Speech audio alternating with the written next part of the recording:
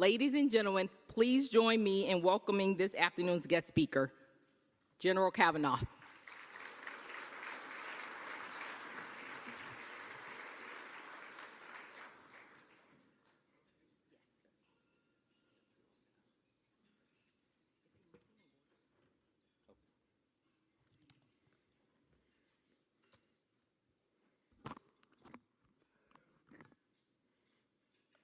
All right, thank you for allowing me to join you today. I would like to first congratulate TechNet Asia Pacific as you meet here for your 31st year to discuss defense policy and challenges in the Asia Pacific region. My intent today is to describe the military environment in this area of responsibility and offer some thoughts about how the United States can maintain its competitive technological advantage. Today's operational environment is as complex and dangerous as it has ever been. In this region, you've seen a growth in varied capabilities of many nations, while simultaneously the United States has continued with its rebalance to the Pacific.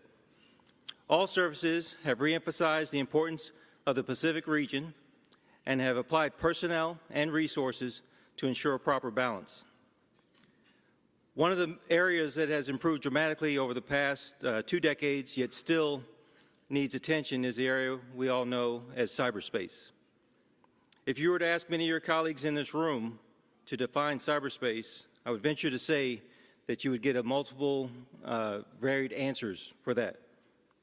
Our joint Pub 1 Tag 02, our Department of Defense doctrinal dictionary, defines cyberspace as a global domain within the information environment consisting of the interdependent network of information technology infrastructures and resident data, including the internet, telecommunications networks, computer systems, and embedded processors and controllers. I think that's a very complex definition that describes a very complex environment. But the ubiquitous nature of cyberspace yields advantages for the United States military as well as our partners throughout the region. On the modern battlefield, this advantage for us can be unmatched if utilized properly, but also, unfortunately, is available for our potential adversaries and can be extremely limiting if we aren't able to cope in this same environment. Because of these complexities, the current operational environment necessitates information warfare that by nature have both positive and negative aspects, and I will touch on a little bit of both. Over time, commanders have realized that emerging technology can produce a strategic information advantage on the battlefield. Many commanders voiced their desire to have that increased capability, and our information technology community rapidly responded and was able to deliver those through venues such as this, with advanced technological capabilities such as the internet, network devices, and mobility devices, to name just a few. This effort by industry has increased access and provided near limitless amounts of information delivered in picoseconds. Our allies and partners also sought advantages in information technology development and advanced their cyberspace infrastructure to standards at parity with us in some cases, and others continue their development to realize contemporary standards. Although certain technological advantages have improved situational awareness, collaboration, and dissemination of information, this improvement has come with risk. The cascading effect of our access and availability to volumes of information that span across multiple nations and myriad operational environments evoke challenges that must be considered and must be addressed. Some of these challenges involve knowledge management and information management, where identifying, assigning, or hiring personnel to manage overwhelming amounts of information and to assess their ability to discern what is important to the commander. This is no easy task. Also, by the way, how do you protect that information? What is the span of control and the virtual nature of cyberspace? Our future challenge is to be able to protect this information and our critical technical assets from compromise. We must also consider the interoperability complexities between the United States, both inter-service and intra-service, as well as our allies and partners, as these nations also advance their information technology and seek protection for their critical information. 5 of our 7 treaties are in this area of responsibility. Again, I challenge industry to assess how you are addressing this complexity. When it's all said and done, we must also ask ourselves to consider if there is an over-reliance on information that frankly may not be available in a denied or degraded operational environment. Have we considered older, less expensive technologies to augment our future systems? Now say, think HF for example. The Marine Corps and all services for that matter must seek to find the balance between the surplus of information made available by the information technology professionals through cyberspace, between the protection of information and critical assets through our cyber workforce, and come upon the realization that today's operational environment necessitates information warfare. To obtain mission success, our military must continue our emphasis on distributed operations that rely heavily upon technological capabilities that are offered through cyberspace.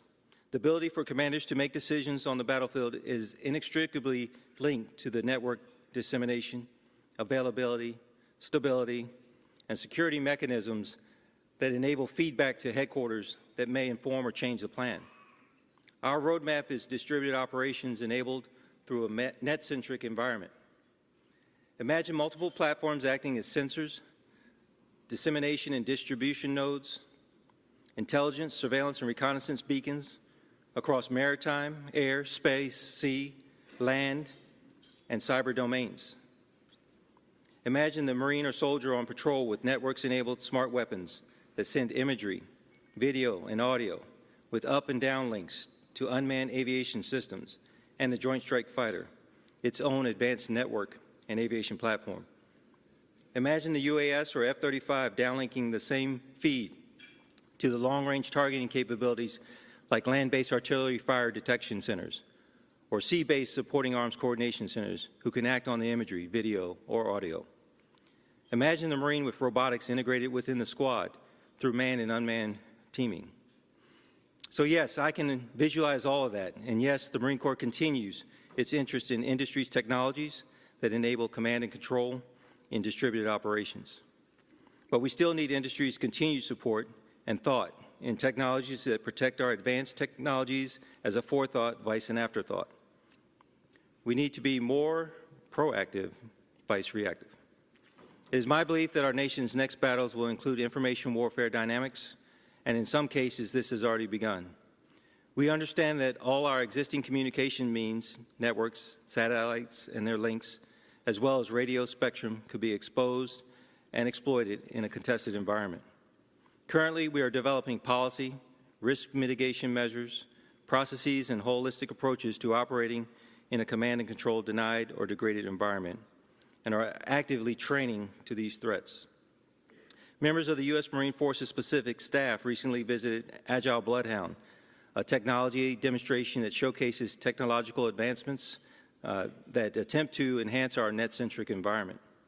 U.S. Marine Corps Forces Pacific is also reviewing and updating its information management and knowledge management policies and procedures to keep up with today's technology and to ensure the timely dissemination of command and control information to the commander and the staff. As we've seen in the last 15 years, the roads from concept to experiment to fielding has become more streamlined and more effective at delivering technological advantages to the warfighter. And of course, as you can see throughout the audience, military members routinely attend the AFCEA Pacific TechNet events to learn, share, and identify information technologies that better enable the warfighter. Today, we see clear evidence of continued advancement in technology. As expected, the information technology community continually delivers for the nation time and time again. So what is it we are looking for?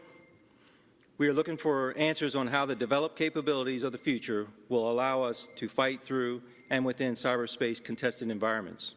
We recognize that it is no easy task, but I believe America's great competitive advantage is our people and their ability to outthink so many others. More specifically, our technological thinkers have continually visualized and developed so much that the world enjoys today. And I'm confident that individuals like you in this group will develop solid solutions to the complex problems I've briefly touched on today. Thank you for your dedication, and thank you for allowing me to spend some time with you today. May God bless you all, and may God continue to bless our great nation.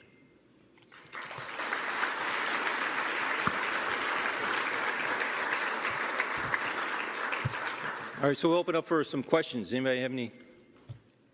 Thank you, sir. The first question, could you talk some about combined power and any concerns you might have about differences that exist in cyber capabilities? All right, could you repeat that one more time, please? Could you talk some about combined power and any concerns you might have about differences that exist in cyber capabilities? Well, I think did everybody get that question? Everybody hear it? I think when you say combined power, I think of our joint force, and I kind of highlighted a little bit. So I don't believe that we'll ever fight as a single service, especially in this AOR. We'll always fight as a joint force. I think some of the challenges I try to just highlight in my remarks would be that we need to look not only inter-service, but across services of how everything links together, how communication assets, we have to be able to talk to each other. We have to be able to share information. We have to be able to discern information. And we still have those issues in our own service and then across services, our ability to communicate across. So that's one aspect. And then you add in the other aspect of our partners. Again, I mentioned there's 5 of 7 treaties that our nation has in this AOR. So once we figure out how to do it in a joint environment, we still have to do it. And when you say combined, that's kind of what makes me think of our partners and our allies, how we do that across, nations. So there still needs to be a lot of work in that area, I believe. Thank you, sir. The next question is a two-part one we've got up on your screen for you. Okay. Associated with the pivot to the Pacific focus, are the Navy and Marine Corps making progress in restoring amphibious deployments and amphibious operations? And is there a sufficient number amphibious shipping to support operations? So the first question, the answer is absolutely. We're making progress in restoring those deployments and amphibious operations. Admiral Swift and General Berger are very close and tight in making sure that the expeditionary capabilities continue to grow.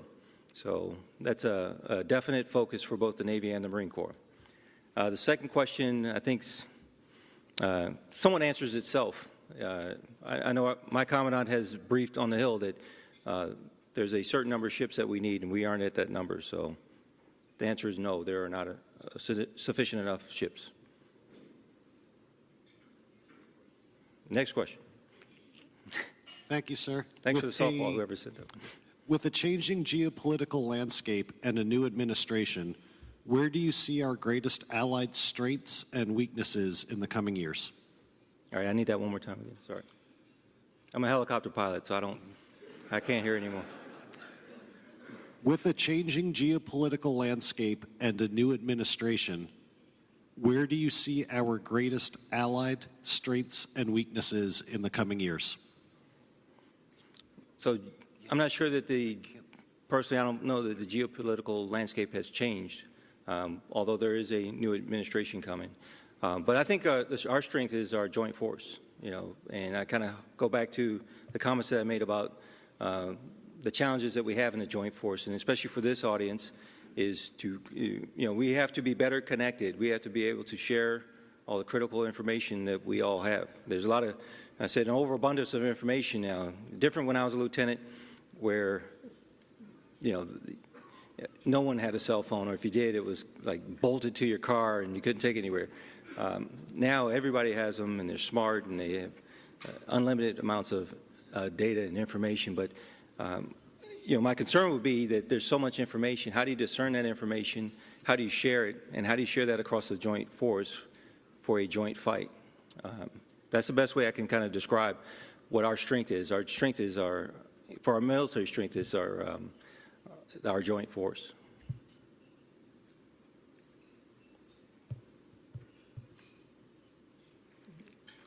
No other questions? Yes, no, we have a few more, sir. They just came in. Next one is, what do you see as the major command and control challenges in the Pacific area of operations? The major command and control challenges, again, it's our ability to communicate with each other in a dynamic and complex environment. The speed of of information, the speed of systems, the margin for errors, it's unlike World War II or any of the previous battles. Everything is so much faster. Our weapon systems, our missiles, everything is so much faster than it was that we have to discern a lot of information. We have to understand what's true information. What's, my computer didn't start up the other day, and I didn't get any emails. Was that because no one sent me any emails, or did somebody block my emails? I'll never know. So those types of things we have to kind of figure out and work through, so that when a commander gets information, he or she knows that it's accurate and it's timely, and that it's something that they can act off of. I'll say the other challenge is going to be a concern that I have is spectrum. As technologies continue, there's not unlimited spectrum, so we have to we're going to have to figure out how we can either share spectrum or I don't know that the days of having exclusive bands of spectrum isolated for military use, that's another thing that I'm sure you guys are working on, but that's something that concerns me in the future. Thank you, General. This is a long one that we've got up on your screen for you. You said that there's a more streamlined acquisition from concept through testing to fielding. Can you give an example of a capability in cyber where that worked well to improve warfight? So I can give an example, but probably wouldn't be a very good one, so I'm going to get Colonel Matos to answer this one for me. Okay. He's my SME. You got a good example in that one?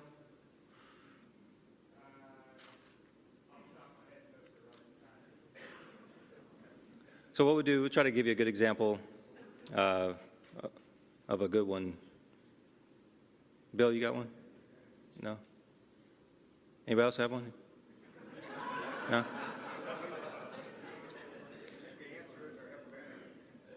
Well, I would say the overall fielding process has gotten better.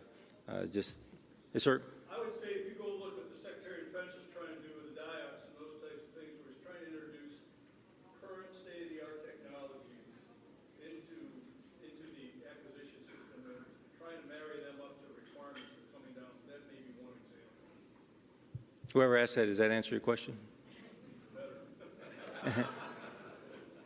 Great answers. So our next question is, how is MAR4PAC working with allies and partners in cyber ops?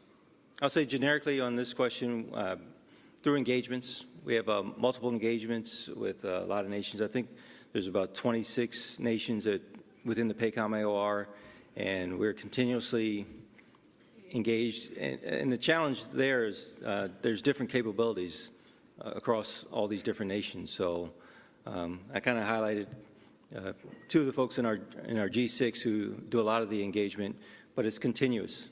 And as those of you that have worked either in PACOM or just out in this AOR, it's a never-ending effort working with our allies and partners and trying to understand their technologies and trying to work with. And sometimes our technologies is more advanced than most of the nations, and we have a lot to plan to work through as we do exercises to make sure that we can execute those missions. So it's a continuous effort. There's no one answer for how we can figure this problem out, but that kind of offer that up to you to make it easy for us. Thank you, sir. That was the final question that we have received. All right. Well, thank you all for letting me come out here today. It's been a great pleasure. Hopefully I have a little time to go see some of the booths here soon, but I enjoyed my time here. Again, as an aviator, I don't get to do this much, and I really enjoy what you're doing. I appreciate what you're doing. We couldn't do any of the stuff that we do without you. So thank you. Ladies and gentlemen, please welcome General Bob Shea to the stage. I said the diox was an effort that the Secretary of Defense is trying. I'm not going to judge how successful that effort's up to you.